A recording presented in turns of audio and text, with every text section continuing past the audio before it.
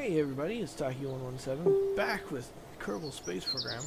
So, I was reviewing the contract and I realized I don't actually have the technology to generate any power.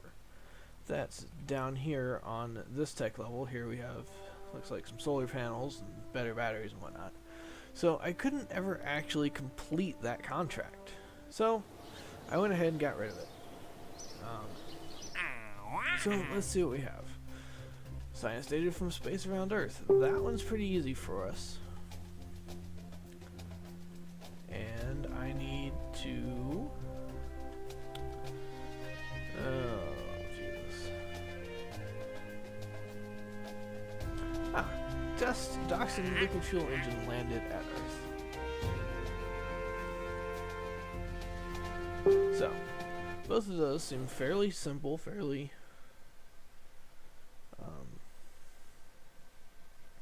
straightforward, and I should be able to use a rocket I've already constructed for them.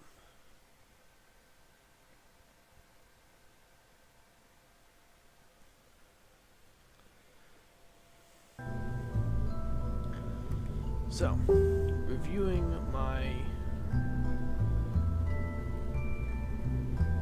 contracts here, I need the Dachshund liquid fuel engine, which is... that's the Shiba.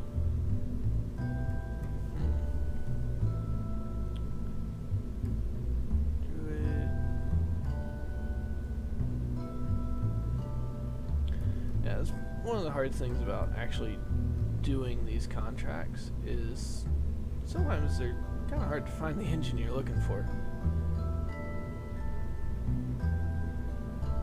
Like, I don't actually know where this engine is. It's the LVT-15. Ah, there it is. So it's not highlighted blue because I've already unlocked it in the tech tree. So let's go ahead and load up a rocket.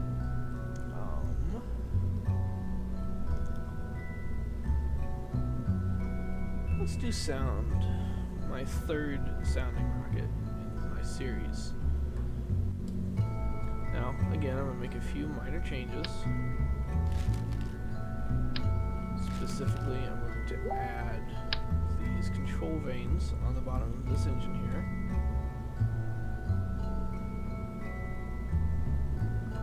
Just like that. I'm going to take this whole engine, or this whole first stage fuel tank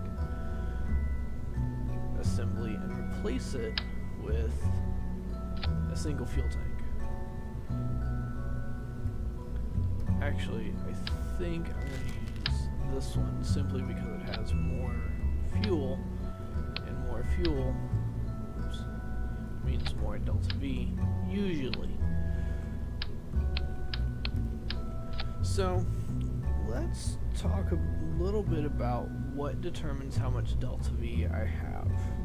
It's something called the rocket equation. Now, what the rocket equation is it's the ratio of your engine's exhaust velocity times the natural log of the ratio of your initial mass divided by the final mass. So, as I like to call it, your exhaust velocity times the natural log of full over empty. Now, of course, rockets have mass naturally. You know, they're made up of material, and material is heavy. But they also have a fuel mass, and they expend that fuel mass to get into orbit. Once again, doing some changes here with my engine to see if I can eke out a little more delta V. Now, that first term, the exhaust velocity, is dependent upon the specific impulse of your engine and the gravitational constant. So, this is why you'll see me switch engines sometimes, checking my delta V, because one engine may be more efficient than the other. Like right now, with this engine, I have 693 meters a second in vacuum, whereas with this other one, have... my staging is wrong. That explains things. With this engine, I have 2,760 meters per second of delta V. Whereas with this engine, I have 3,214. Now that's because the second engine is not only more efficient, as we can see, 390 vacuum versus specific impulse, which is what the ISP is, versus 320 seconds in vacuum. But it also weighs less. We have 0.3 tons versus... Oops. Let's see if we can move this out of the way. Actually, it weighs a little bit more, but it is far more efficient, which is why we have such a large difference in delta V there.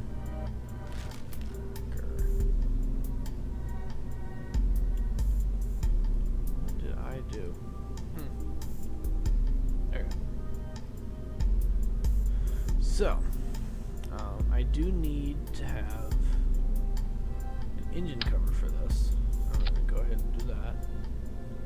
That's the great thing about these fairings, is that they can be used as engine covers.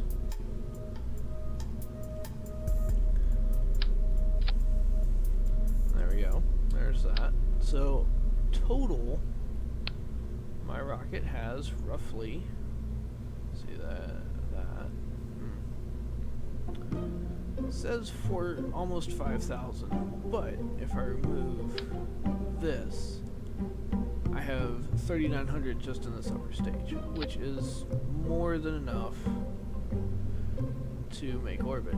Now, because I actually plan on using this as a sort of makeshift communication satellite, at least until the batteries die,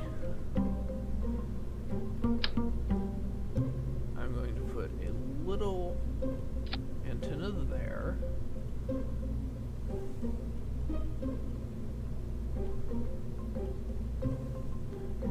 And I'm going to go ahead and remove both the heat shield and the decoupler at the bottom of my first stage here, which will give me quite a bit more delta V. Those back. And I've replaced my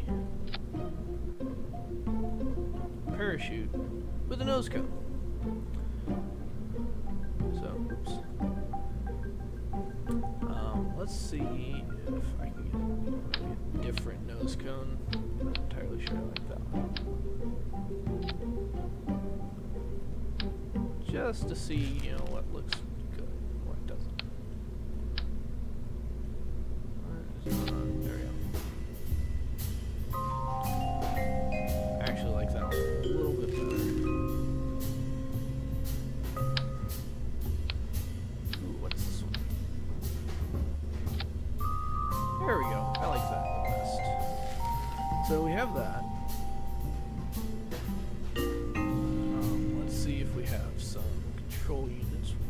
We don't really have anything that would work for this, but that's not a big deal. I need to rebuild this fairing.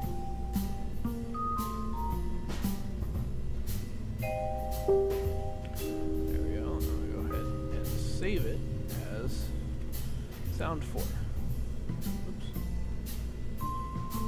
Save. So, we have our rocket.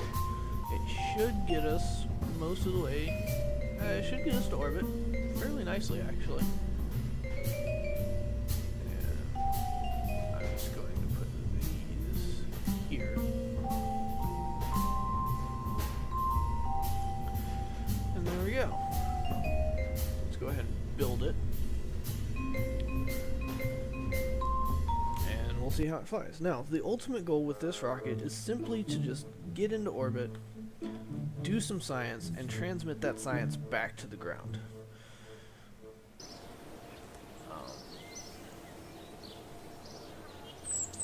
Shoot. I forgot to put the Dachshund engine on it. But this is not a big deal. So, open this up. I go to edit. Now, I forgot an engine. It's not a big deal. I can just put one on real quick. But what I want to do is I want to add a separate fuel tank just for this engine.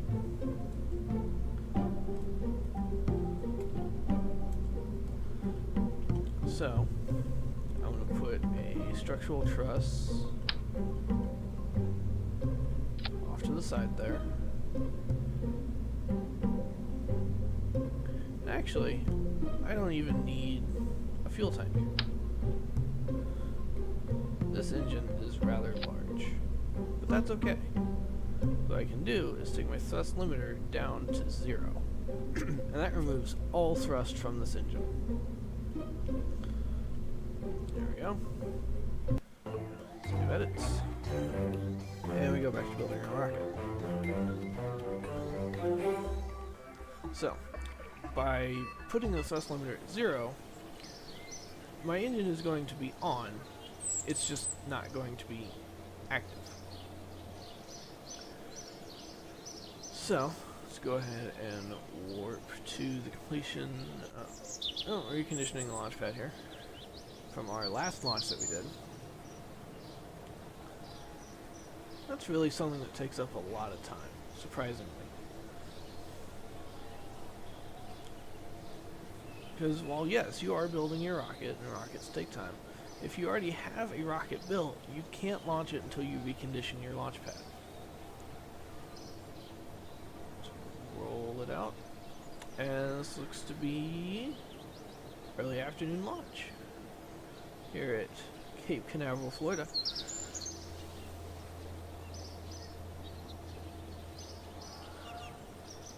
So, also I'd like to make a big shout out to the people that have already watched my videos. If you like them, go ahead, like, subscribe, and shoot me a message. Tell me how I'm doing. What's good, what's bad, what you like, what you don't. If you just want me to shut up.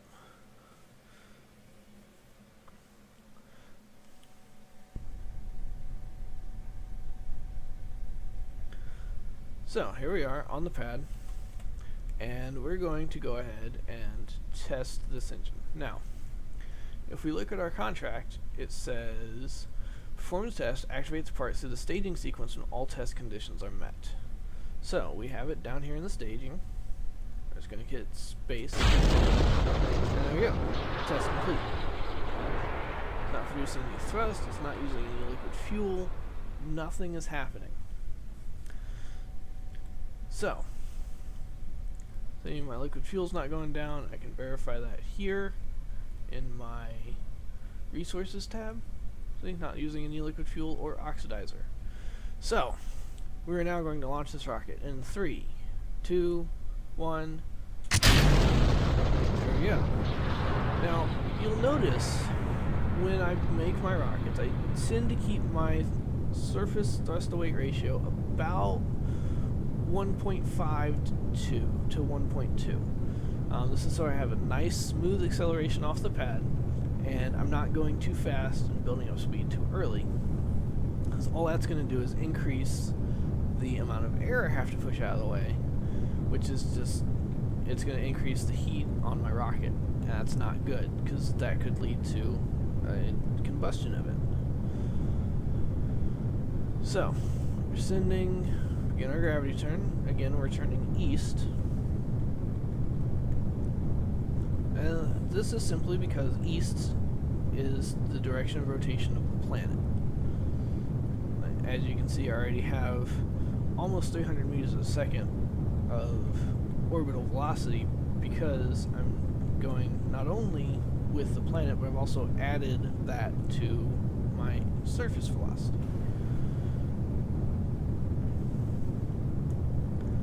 Very light, very mostly sunny day down in Florida for this launch.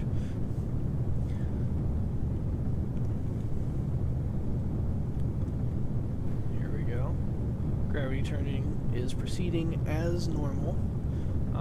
I like to be about 45 degrees, which is this first solid line right here, by about 10 kilometers on my altimeter up there. And then I'll just kind of bring it down. Stay at the lower edge of my prograde marker here just to keep things going nice and smooth.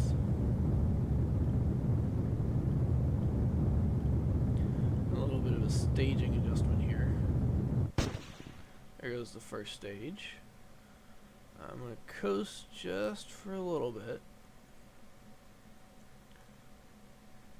And again, this is so that my rocket doesn't flip out, doesn't start flipping due to aerodynamic forces, because I still have all this weight back here.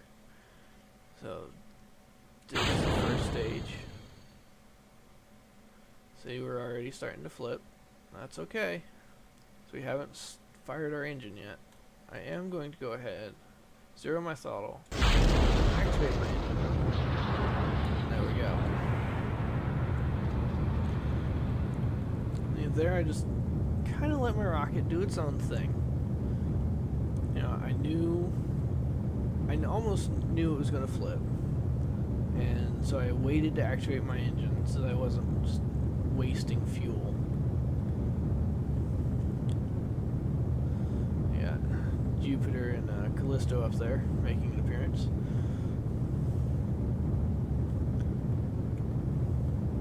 And now what I'm doing is I'm pointing basically at the horizon so that I can bring my periapsis up while still keeping my apoapsis relatively low.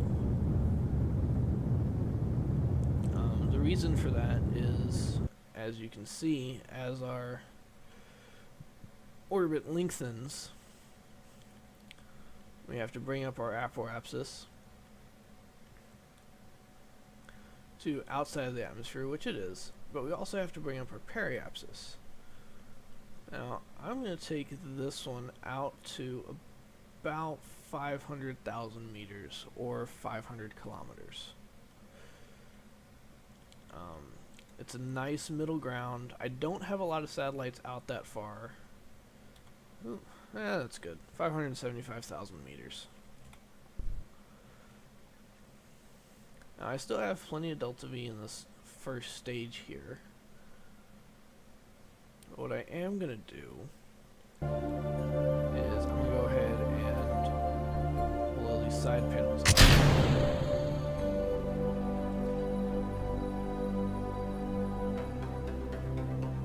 And give a little bit of a spin to get them out there. Just a little bit. And now, go ahead and stop that spin.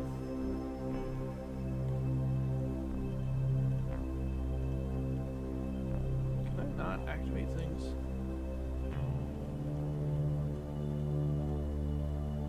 Oh dear.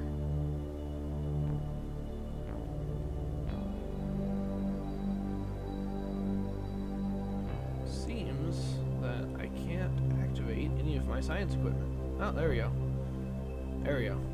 Okay, record that. Oh, poop. So, I've already performed all of these experiments. Let's shift. So to shift my camera like that, you hold down the center mouse button and you drag in the direction you want to shift.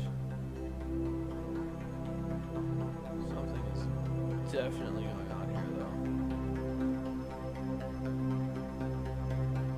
That seems to be the only one I can activate. That's not very good at all.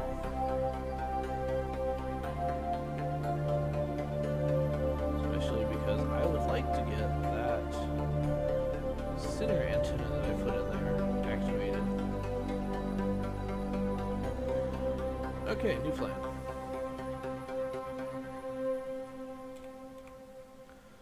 First things first, I'm going to reset my camera, and to do that you just head to map view.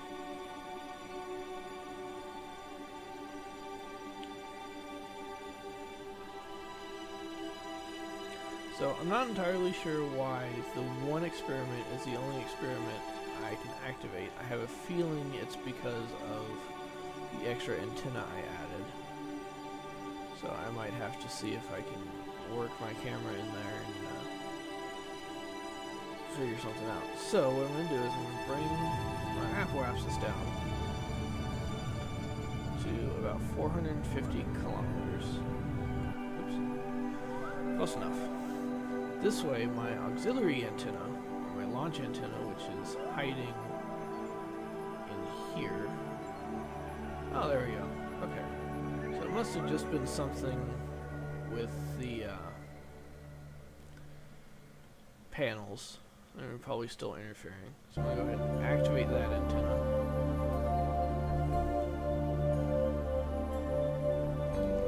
Swing back around. And again, I have plenty of delta V for these maneuvers.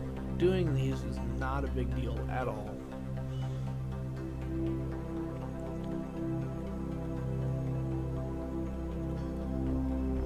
It's more of an annoyance than anything.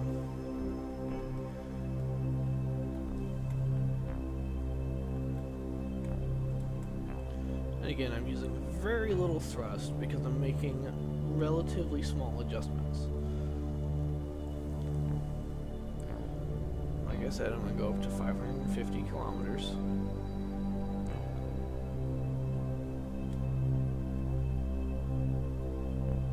There we go. So now...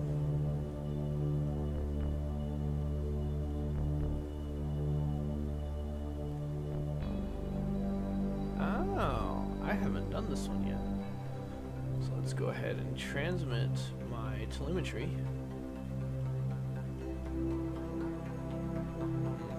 That's odd. Ah, there it goes. And that completes my other contract. Now, of course, I still need science data. I'm not abandoning this mission. Simply because I've done the one thing I needed to do.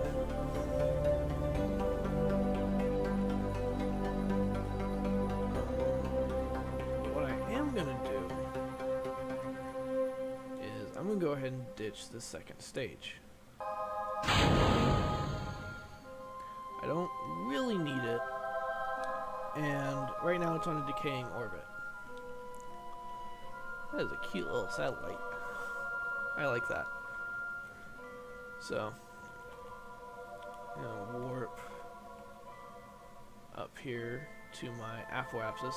Now, I'm flying all of this manually, and I'm doing it without maneuver nodes because I haven't unlocked that technology yet. Hopefully, by completing those contracts, I have enough funds that I can unlock maneuver nodes and maybe enough science to unlock autopilot, because that would be nice. Uh-oh.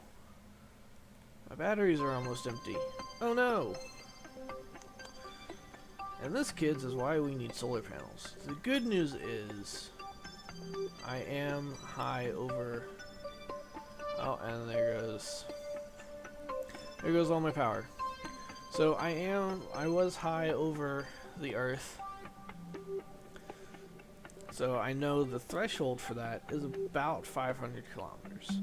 Or rather, I know that if I am at least 500 kilometers, I am high over the Earth. The threshold is probably much lower than that, so I'm just going to head back to the Space Center, and this will eventually fall back and burn up. I'll probably simulate that at a later date, just because I don't feel like sitting there and flying the thing the whole time. It's either going to burn up or it's going to crash into the surface, one of the two. And hey look, I have 55.9 science. This is good, because that means I can unlock solar panels. Glorious, glorious solar panels. So go ahead and research that. That takes up all of my science. And oh hey look, because I've unlocked solar panels, I can now do the Vanguard 1 mission, which basically I have to have an unmanned craft with a transmission device that can generate solar power and reach an orbit with a minimum periapsis of 600 kilometers. seems easy enough.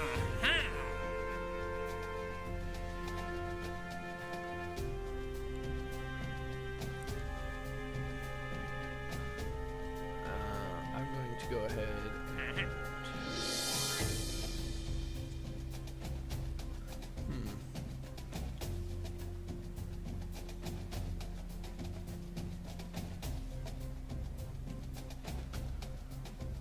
So this says I need 3 satellites. So I'm gonna go ahead and accept that one as well.